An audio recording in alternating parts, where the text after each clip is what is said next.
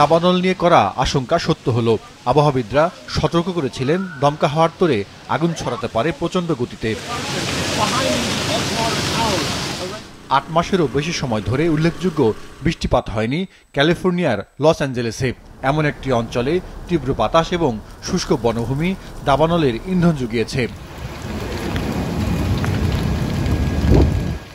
যুক্তরাষ্ট্রের national weather service নতুন করে সতর্ক করেছে, বুধবার সকাল পর্যন্ত বাতাসের গতিবেগ ঘন্টায় ১১০ কিলোমিটার পর্যন্ত হতে পারে।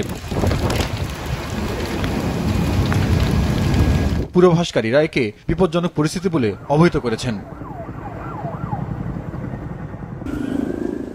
গত এক সপ্তাহেরও বেশি সময় ধরে শত শত কোটি ডলারের ক্ষতি হয়েছে। এর পরিমাণ ১৩৫ বিলিয়ন থেকে ১৫০ বিলিয়ন ডলার পর্যন্ত হতে পারে।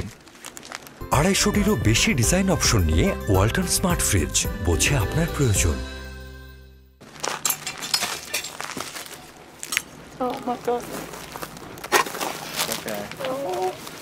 ক্ষয়ক্ষতির পরিমাণ বেশি, কারণ পুড়ে যাওয়া অধিকাংশ বাড়ি যুক্তরাষ্ট্রের সবচেয়ে ব্যয়বহুল বসতি।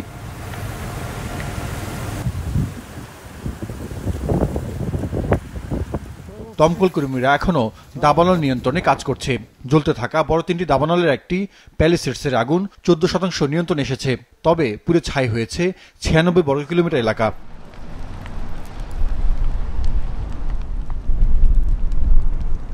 লস অ্যাঞ্জেলেসের আগুন নেভাতে সহায়তার হাত বাড়িয়েছে অন্যান্য অঙ্গরাজ্যগুলো।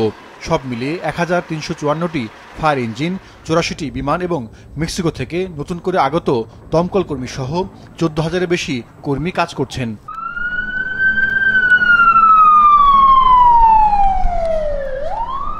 প্রশাসনের পক্ষ থেকে বলা হয়েছে, দাবানলের ঝুঁকিতে থাকা এলাকায় লোকজনকে ফিরতে দেওয়া হবে না।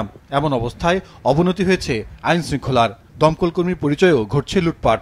অভিযান চালিয়ে গ্রেফতার করা হয়েছে বেশ কয়েকজনকে।